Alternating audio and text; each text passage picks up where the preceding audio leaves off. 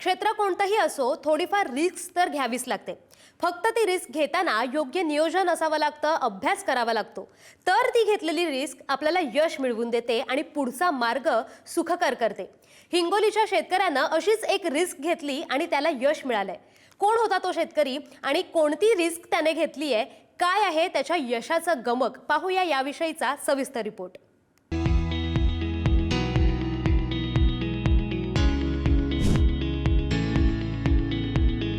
पिवळ्या धमक चमचमत्या दिव्यांचं अंगण वाटावं असं या पिवळ्या झेंडूंच्या मळ्याचं सौंदर्य. एकरभरात नजर फिरवू तिकडे दिसतोय सुंदर पिवळ्या सोनेरी रंगाच्या विविध शेड्स मधला झेंडू. हिंगोलीच्या गजानन पवारांनी पारंपरिक शेतीला बगल देत निवडलेला हा पर्याय. नोव्हेंबरमध्ये मी लागवड केलेली आहे आणि आता सध्या 6वी कटिंग आहे माझी.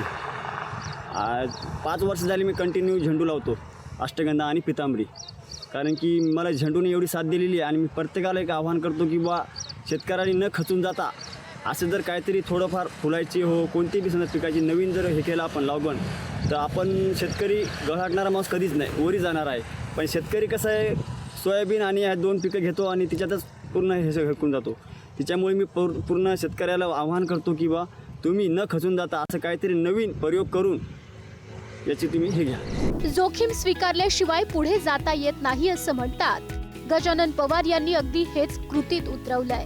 पारंपरिक पिकांना रामराम ठोकत झेंडूच्या शेतीतून यशाचा नवा फॉर्म्युला लिहिलाय. कमी खर्चात कमी कालावधीत चांगलं उत्पन्न, पारंपरिक शेतीतील उत्पन्नाहून अधिक नफा, सण उत्सवाच्या काळात वाढती मागणी. बदलत्या बाजारपेठेचा अचूक अंदाज घेत योग्य नियोजन करून पवार यांनी हा पर्याय निवडला. सण उत्सव लग्न सराई सारख्या हंगामाचा फायदा मिळवला.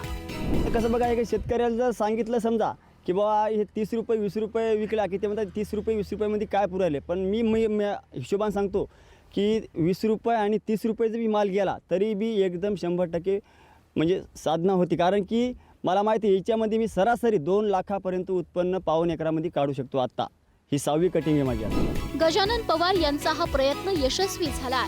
इतर शेतकऱ्यांसाठी ते प्रेरणादायी ठरतात. वेळेनुसार वेगवेगळे पर्याय निवडण्याची विचारपूर्वक घेतलेली जोखीम फायदेशीर ठरू शकते हे त्यांनी कृतीतून दाखवून दिलंय. हिंगोलीहून संतोष भिसेंसह रशीद इनामदार, पुढारी न्यूज.